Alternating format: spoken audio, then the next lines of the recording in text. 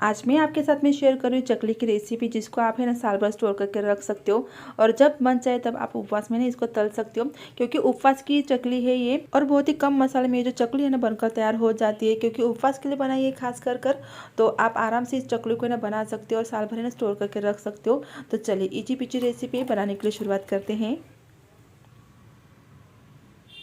तो मैं यहाँ पे स्टेप बाय स्टेप चकली की रेसिपी शेयर कर रही हूँ। तो सबसे पहले मैं क्या करूँगी, यहाँ पे पानी गर्म करने के लिए रख दिया है। बाद में मैंने यहाँ पे आधा किलो है ना साबूदाना लिया है, जो बड़े वाले साबूदाना आते हैं ना, बस उसी साबूदाना का मैंने यहाँ पे इस्तेमाल किया है। तो चलिए साबूदाना को है 2-3 बार अच्छे से वॉश कर लेते हैं। वॉश करने के बाद में हम क्या करेंगे, गर्म पानी को है ना यहाँ पे ऐड कर देना है। तो ये जो तरीका है एकदम इजी है, इस तरीके से बनाई चकली एकदम परफेक्ट बनेगी। तो चलिए साबूदाना को मैंने यहाँ पे अच्छे से धो दिया है। तो आप देख सकते हैं एकदम खिला खिला साबूदाना बन चुका है ना। तो चलिए इधर पानी भी अच्छे से गर्म हो चुका है, कड़कड़ित पानी हमें यहाँ पे गर्म करके लेना है। तो चलिए गैस के बटन मैंने यहाँ पे बंद कर दिया है और अभी हम यह गर्म पानी है ना साबूदाना में डाल देंगे। तो देखिए पानी आपको यहाँ पे अच्छे से कड़कड़ित गर्म कर लेना है, पहली स्टेप ये है।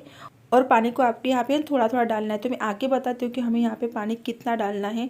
तो जहाँ तक साबूदाना है ना उसके बस थोड़ा सा ऊपर तक पानी आ जाना चाहिए। तो यहाँ पे मुझे पानी कम लगा तो मैं फिर से यहाँ पे पानी डाल रही हूँ। तो देखिए इस तरीके से ना साबूदाना के ऊपर पानी इस तरीके से आ जाना चाहिए, इतने तक हमें पानी डाल देना है। तो ये रात की शूटिंग है, रात में मैं यहाँ पे साबूदाना भिगोने के रख दूँगी।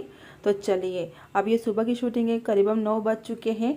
तो अभी हम साबूदाना को चेक कर लेते। तो आप यहाँ पे देख सकते हो साबूदाना यहाँ पे अच्छे से ना भीग चुके हैं, पानी एकदम परफेक्ट है। इसी तरीके से आप पानी डालिए, एकदम परफेक्ट आपके साबूदाना यहाँ पे है ना भीग जाएंगे। तो चलिए मैं इसको एक बार चेक भी करके दिखाती हूँ, दाना यहाँ पे अच्छे से मैश हो रहा है ना। तो बस इतने तक ही हमें साबूदाना को यहाँ पे है ना भिगो कर लेना था, क्योंकि ज़्यादा पानी हो जाएगा ना तो हमारा जो बैटर है ना वो है ना ढीला पड़ जाएगा। इसलिए हमें यहाँ पे पानी का मेजरमेंट एकदम ही परफेक्ट लेना है। बाद में मैंने यहाँ पे 1 किलो आलू को अच्छे से उबाल लिए हैं। तो आलू को मैंने यहाँ पे ना मीडियम फ्लेम पर 3 विसल लगा ली थी। 3 विसल में अच्छे से है ना आलू कुक हो जाते हैं। बाद में क्या किया, आलू को ठंडा करने के बाद में देखिए इस तरीके से मैं इसके छिलके निकाल दूंगी। तो आपको भी है ना मीडियम फ्लेम पर 3 विसल लगा लेना है। तो ये दूसरी स्टेप है। पहली स्टेप में हमने साबूदाना किस तरीके से भिगोते हैं वो देख लिया था, और दूसरी स्टेप में हमने यहाँ पे है ना आलू को किस तरीके से उबालना है वो देख लिया है। क्योंकि साबूदाना में अगर बहुत ही पानी रहेगा ना तो बैटर हमारा है ना बहुत ही ढीला हो जाएगा। इसलिए मैं यहाँ पे स्टेप बाय स्टेप आपके साथ चकली की रेसिपी इस तरीके से शेयर कर रही हूँ। पसंद आ रही होगी तो नीचे एक लाइक का बटन है, उसको ज़रूर से क्लिक कर दीजिए। तो चलिए सबके सब आलू को मैंने यहाँ पे उबाल लिए हैं। तो आप देख सकते हो आलू हमारे बहुत पानी वाले नहीं हैं। 3 विसल हो जाने के बाद में मैंने क्या किया, कुकर को ठंडा करके उसको आलू को निकाल दिया था। तो चलिए अभी हम इसको है ना कद्दू कसने से देखिए इस तरीके से घिस लेते हैं। जो बारीक वाली ग्रेटर आता है ना, बस उसी ग्रेटर का आपको यहाँ पे इस्तेमाल करना है, ताकि है ना बिल्कुल भी चंक्स नहीं रहते और आलू यहाँ पे अच्छे से है ना मैश हो जाते हैं। अगर आपके पास में पोटैटो मैशर है तो अच्छी बात है, लेकिन मेरे यहाँ पे नहीं है। तो मैं इस तरीके से जो बारीक वाली किसनी आती है ना उससे मैं इस तरीके से है ना ग्रेट कर लेती हूँ आलू को। तो फिर भी बिल्कुल भी चंक्स नहीं रहते हैं। तो चलिए पूरे पूरे आलू को मैंने यहाँ पे ग्रेट कर लिया है। बाद में मैंने क्या किया है, साबूदाना को देखिए यहाँ पे डाल दिया है। तो आप यहाँ पे देख सकते हो जो साबूदाना है बिल्कुल भी गीला नहीं है, एकदम परफेक्ट तरीके से ना भीग चुका है। तो चलिए अभी हम यहाँ पे कुछ जिन्नस डाल देते हैं, जैसे कि 1 टेबलस्पून मैंने यहाँ पे जीरा लिया है उसे डाल दिया है। बाद में 1.5 टेबलस्पून यहाँ पे है ना मिर्ची पाउडर लिया है उसे डाल देंगे। तीखा आप अपने हिसाब से कम या ज़्यादा यहाँ पे कर सकते हो। तो चलिए बाद में टेस्ट के अकॉर्डिंग हम यहाँ पे नमक को डाल देंगे। और बस ध्यान इतना रखना है कि आपको यहाँ पे नमक बहुत नहीं डालना है। 1 टेबलस्पून डालोगे ना एकदम इनफ हो जाता है, कोई दिक्कत की बात नहीं है। आधा किलो हमने यहाँ पे है ना साबूदाना लिए हैं और 1 किलो हमने यहाँ पे आलू ले लिए हैं। तो इन सब के लिए 1 टेबलस्पून है ना नमक एकदम इनफ है। तो चलिए सब जिन्नस को अच्छे से यहाँ पे साबूदाना और है ना आलू मिक्स कर लेते हैं।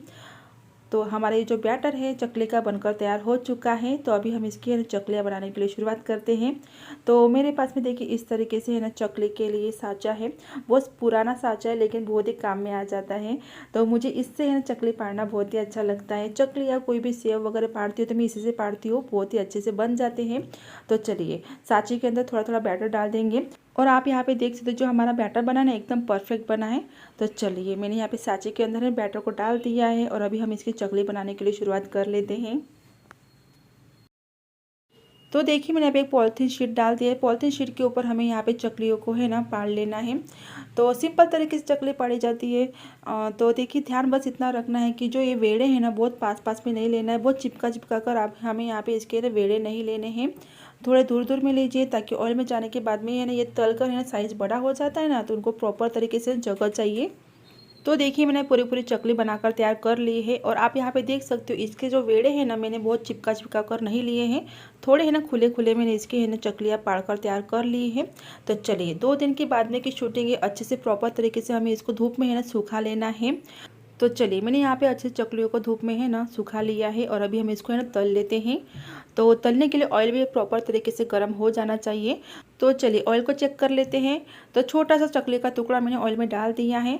तो देखिए ऑयल में डालने के बाद में जो चकले का टुकड़ा है ना ऊपर अच्छे से तैरने लगा है, यानी कि हमारा जो ऑयल है प्रॉपर तरीके से यहाँ पे गर्म हो चुका है। तो इसी तरीके से हमें ऑयल को है ना यहाँ पे गर्म कर लेना है। तो चलिए अभी हम चकलियों को यहाँ पे तल लेते हैं। तो गैस की फ्लेम आपको यहाँ पे मीडियम टू लो के बीच में ही रखनी है, तभी चकलियाँ है ना अच्छे से यहाँ पे है ना तल कर तैयार हो जाती है। देखिए ऑयल में डालने के बाद में अच्छा आसानी से जो चकलियाँ है ना ऊपर तैरने लगी है ना, बाद में हम इसकी है ना बाजू पलटी कर देंगे, देखिए इस तरीके से। और दोनों तरफ से अच्छे से हम है ना इसको है ना तल लेंगे। तो चलिए चकलियाँ यहाँ पे अच्छे से तल चुकी है, तो हम इसको निकाल देते हैं। और सेम इसी तरीके से हमें सब के सब चकलियाँ यहाँ पे तल लेनी है। बस ध्यान इतना रखना है कि गैस की फ्लेम आपको यहाँ पे मीडियम टू लो के बीच में ही रखनी है। तो इस तरीके से अगर चकलियाँ बनाते हो ना एकदम परफेक्ट बनेगी, कोई बिगाड़ नहीं आएगा और अच्छे से है ना यहाँ पे तल कर भी तैयार हो जाती है चकलियाँ। तो ये जो चकलियाँ है ना उपवास के लिए एकदम परफेक्ट है, कम मसाले बनकर तैयार हो जाती है। और पूरे की पूरे है ना उपवास के लिए ये जो चकली मैंने यहाँ पे बनाकर तैयार की है, साल भर स्टोर करके रख सकते हो आप इसको। तो थोड़ी सी मैंने यहाँ पे चकलियाँ तल ली है और थोड़ी सी मैंने यहाँ पे बचा कर रख दिया है। तो चलिए आपको रेसिपी कैसी लगी नीचे कमेंट करके ज़रूर से बताइएगा। अगर रेसिपी कोई प्रॉब्लम हो तो नीचे कमेंट करके ज़रूर से पूछ लीजिएगा, मैं उसका आंसर ज़रूर से दूँगी। रेसिपी अच्छी लगी हो और चैनल पर नए होंगे चैनल को सब्सक्राइब किए बगैर मत जाइए। बहुत ही खस्ता सी बनकर तैयार होती है फ्रेंड्स, इस तरीके से बनाइए, स्टेप बाय स्टेप बनाइए। तो चलिए फिर से नया वीडियो लेके आऊँगी, तब तक के लिए bye bye, take care and thank you for watching. धन्यवाद।